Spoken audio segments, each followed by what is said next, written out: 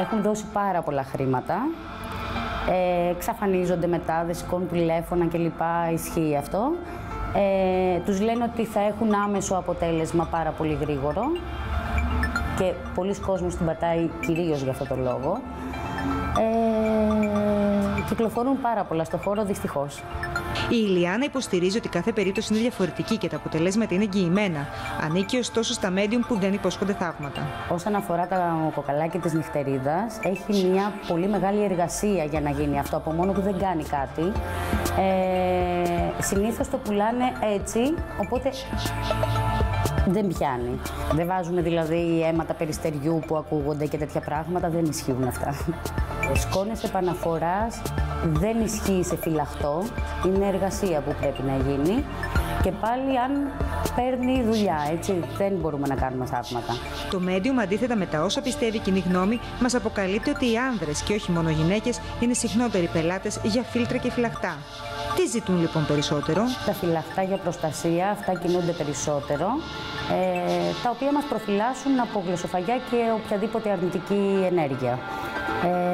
Και μετά από αυτά είναι αυτά που είναι για τα ανοίγματα, το άνοιγμα τύχης, επαγγελματικά και συναισθηματικά κυρίως. Όσο για την επαναφορά του αγαπημένου, δεν θέλει κόπο, αλλά τρόπο. Οι σκόνες επαναφοράς, όπως και τα μπουχούρια, είναι αρκετά. Εξαρτάται πάντα από την περίπτωση, πόσο εύκολη ή δύσκολη είναι. Αν μιλάμε για μία νορμάλ περίπτωση, μπορεί και ο άλλος ο ίδιος να κάνει την εργασία, με απλά καψίματα, σκόνες επαναφοράς δηλαδή. Μελετάμε συγκεκριμένα λόγια και τον άνθρωπο που θέλουμε.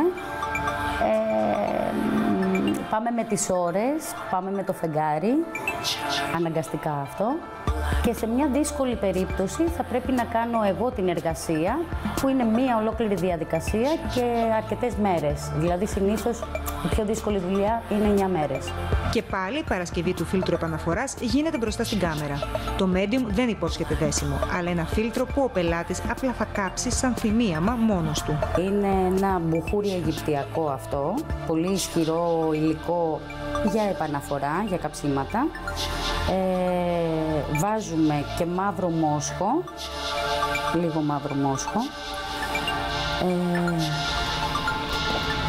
Και αυτός είναι λευκός μόσχος και αυτό που είναι πάλι ένα άλλο είδους αιγυπτιακού μπουχουριού.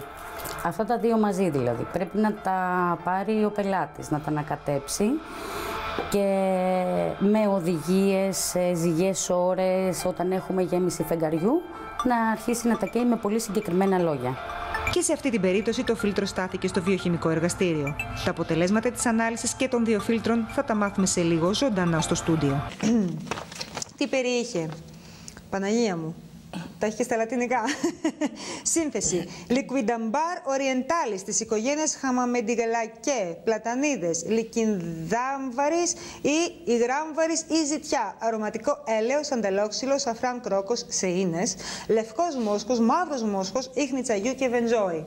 Οι φοιτητές της φαρμακευτικής, πώς θυμούνται όλα αυτά τα ονόματα. Τα έχουν σε σκονάκι.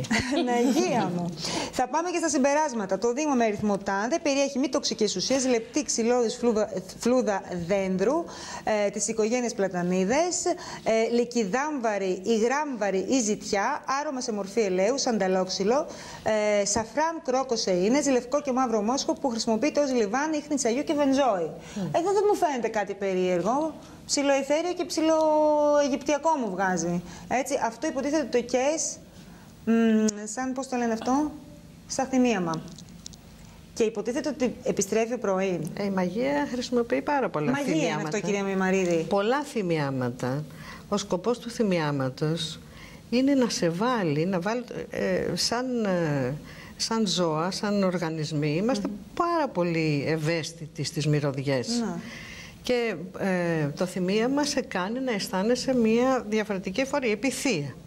Η επιθεία κάπνιζε, της βάζανε φύλλα δάφνης, τα καίγανε.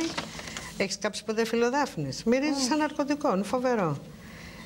Θέλω να κλείσουμε το θέμα με τα φίλτρα, βλέποντας την Ηλιάνα, της οποίας τα αποτελέσματα έδειξαν ότι το φίλτρο δεν έχει κάτι το μεμπτό. Αν μη τι άλλο, είναι φυτικό προϊόν με έλαια και βότανα, που στο κάτω-κάτω της γραφής, άμα ασχολείσαι και με παραδοσιακές συνταγές, μπορεί και να το έχεις και στο σπίτι σου σε κάποιο βιβλίο της γιαγιάς και του παππού. Θέλω να πάμε να το δούμε αυτό. Να δούμε την Ηλιάνα. Είναι ένα μπουχούρι αιγυπτιακό αυτό, πολύ ισχυρό υλικό για επαναφορά, για καψίματα. Βάζουμε και μαύρο μόσχο, λίγο μαύρο μόσχο.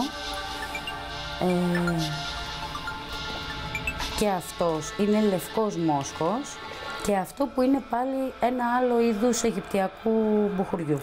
Αυτά τα δύο μαζί δηλαδή. Πρέπει να τα πάρει ο πελάτης, να τα ανακατέψει και με οδηγίες, σε ζυγές ώρες, όταν έχουμε γέμιση φεγγαριού, να αρχίσει να τα καίει με πολύ συγκεκριμένα λόγια.